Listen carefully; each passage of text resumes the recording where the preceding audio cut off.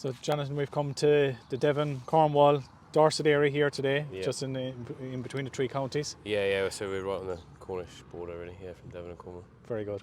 So you've an autumn calving herd here, am I right in saying? Yeah. Yeah. And what size farm have you here? There's 230 acres here Okay. in total, so yeah. Maybe what's different about this farm? It's a council farm? Yeah, it's county council farm. We got it there probably 2 years ago now, best part of. Sort of always traditionally probably milked 100 cows. We're probably pushing it to its limit now at sort of 200, 220. But yeah, every cow has an acre, so it's probably is where it should be, I suppose, for the size of it. Yeah. And is it typical for councils to own land around here, or own farms? Yeah, there'd be a fair few. Yeah. Yeah, there'd be a fair few.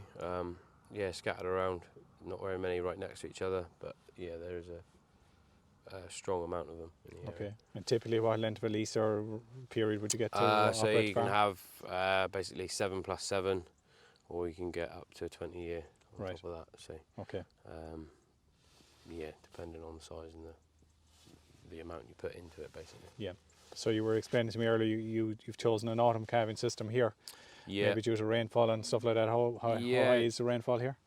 We'd get like 64 inches, so you get a fair drop of rain. But then at the same time, over the last couple of years, we've dried out quite quickly as well for the spring. So it suited me down to the ground to go to the autumn.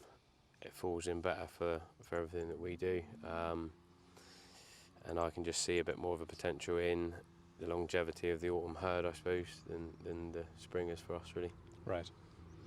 So look, you made contact maybe with John there a few months back, and you were looking to maybe change your cow. Yeah. So we want to change the cow type, really. Slightly bigger cow, like 650 kilos. 6,500 kilos of milk, and just try and keep sort of a cow that can just sustain itself as well as perform when you want it to, really, and change with the milk price, to be fair. If you've got the potential to push, then we can push. If you need to take your foot off a bit, then they'll sustain with your foot off. So that was the main key, really, of finding that type of cow. Right. And say, what did you see in an Irish cow maybe that you mightn't have been able to get locally here? I suppose you seem to find a bigger group of cows that have all got that same characteristic about them.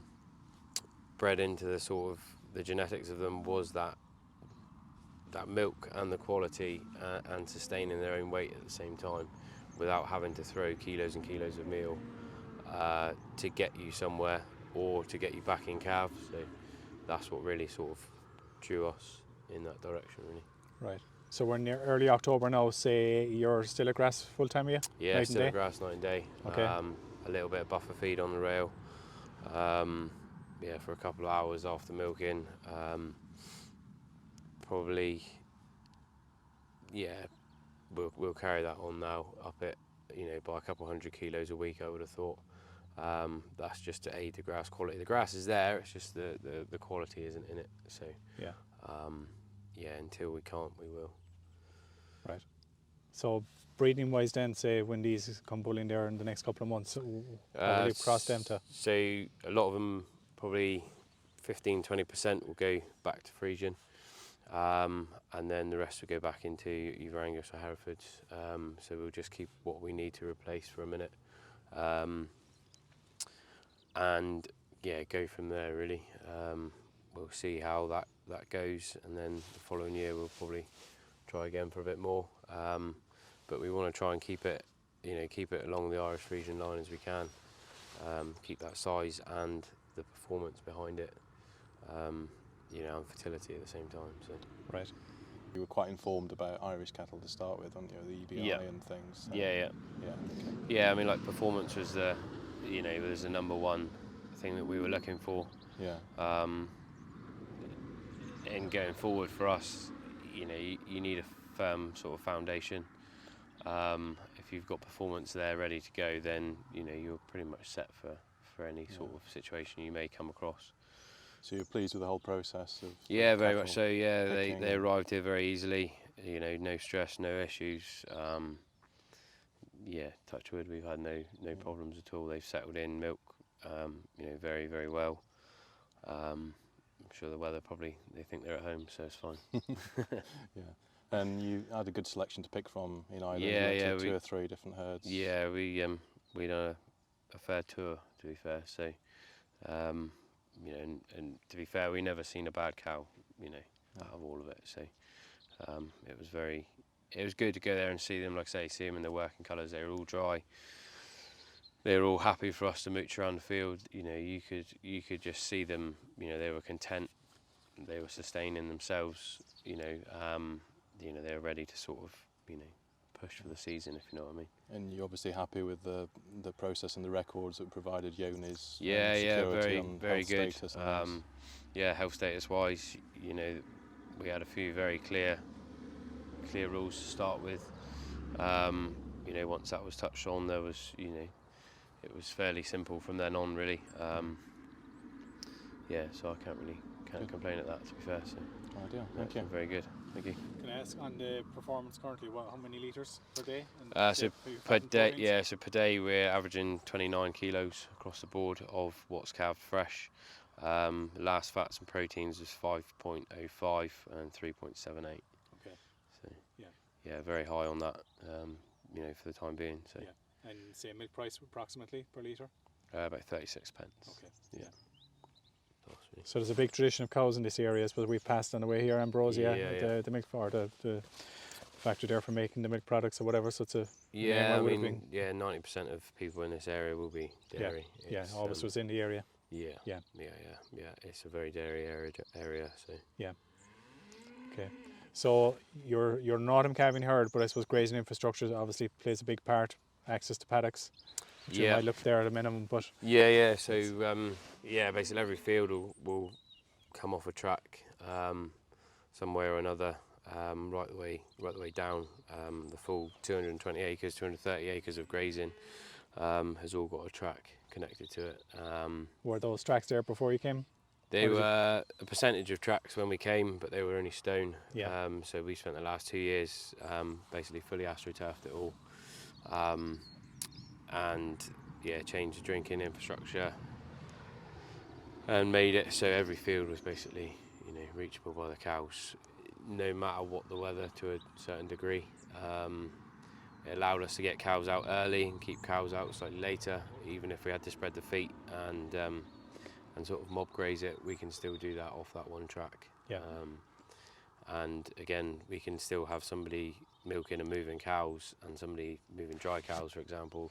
Those tracks can be easily shut back and switched to go to wherever they've got to go, really. Do you like the AstroTurf? I would never go back. Yeah. Yeah, never go back. Probably see massive decline in lameness for silly little issues. And again, we can unroll a few balls of AstroTurf in the wrong conditions just on the ground to get cows, across to just get the season over with. And again, like all of our water troughs that we've got on the lower grazing block have got AstroTurf around them. They're going to stand there for a fair while drinking. They're either going to poach it or pull up stones. You may as well put something there that's going to stop them. So, and like I say, at the end of the tenancy, if they don't want it, then it will soon be gone, and it's no different. So there's no massive cost, but I think there is a massive reward to having it. Yes. So yeah, never go back. And that's freely available, is it pretty much, or what's it like to get? It's probably a lot easier in lockdown than it is now, when everybody was changing. Nobody was really at school, so a lot of money got spent on that sort of infrastructure, which meant there was a lot of it readily available then. You've got to have your eye on it, I suppose. You've got to, if you get offered it, don't say no. We took 20 loads from quite close to this area, and we only got that because we agreed to have all of it. Yeah. So you'd be very hard to find a load. You'd be you'd soon it's a find full 20. pitch nearly coming at you. Yeah, that's right. Yeah, you'll get it balls and all. So, so it's coming. Yeah. Quite close. Yeah, definitely. No, great. John, and you were making a point to me earlier about you made a decision to rent a council farm. Yeah. Maybe the option was there maybe to buy a farm. Yeah. You've obviously an ambition to maybe own a farm like a lot of people. Yeah, So definitely so. You're 28 years of age, Yeah. and you've made that decision to rent a farm, Yeah. as opposed to maybe taking on a lot of debt. Yeah, Maybe. I mean, for the current climate that we're in, it was a no-brainer for me. With the amount of interest and the price of it, the rent outweighed that quite significantly for us to build cow numbers in the business as a whole. To then say, actually, look, we've got the business, we've done it, we've achieved the cow numbers we need to go forward. See where we are in 5-10 years time. Hopefully the climate settled down a little bit, and we've got that business structure to take forward rather than a growing business. It is a business, and this is where we want to go with it. Yeah. So that's why we sort of, we went down this road really. So like you'll be hoping, with 200 cows there, 250, you'll be building a bank of cash. Yeah. Over a period of time. Yeah. That otherwise might go into a mortgage for a farm. Yeah, I mean, we would build that cash. We would also, now is the perfect time for me to reinvest that money into the herd to get it actually perfect to where it wants to be, to build that cash, to really, become effective and efficient, and then, take that, hopefully that money that they've already produced and have it to show for something, to take it to the next level from then on, really. Yeah. And I suppose the ultimate driver is, prior to moving here, you had pure Holsteins. You inherited maybe some high, or some Holsteins. Yeah. I suppose we had a very sort of, and with the Jerseys, quite a high input,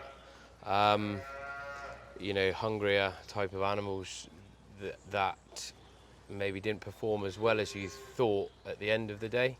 At peak times you thought that it was fantastic, and at the other end of it, it just paid its way. So that's, again, why we really sort of wanted to find that cow that was self-sufficient in herself before we took her on any further, really. Yeah, and that's your key driver, I suppose, going forward, is get that base herd right. Yeah, get the cows right. And my grandfather used to say, if you ever get to a hard time, if you hold on to a cow's tail, she'll pull you through it. Yeah, so, good. I wanted a cow strong enough to pull me through it. Yeah, good. So look, 10 to 15 years, obviously you'll be very strong. Yeah, I would have said so. You'll both fulfill your dream maybe here. Yeah, like I say, it should be a good way to do it, I think. Yeah, great. Definitely. Okay, thank you.